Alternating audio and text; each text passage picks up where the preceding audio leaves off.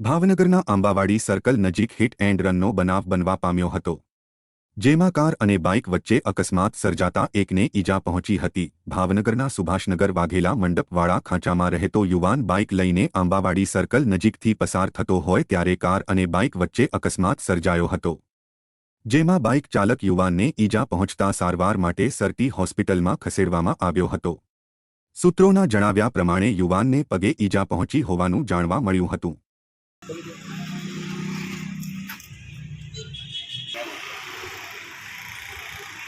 पानी time checking करता है में आयो था मीडिया चैनल लागू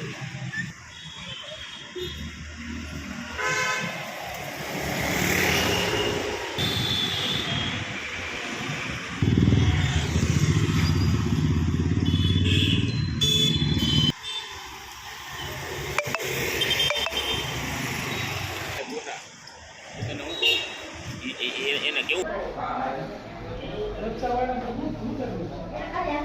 थोड़ा टेबल लग गया तो क्या थी तब के खराब ना बोला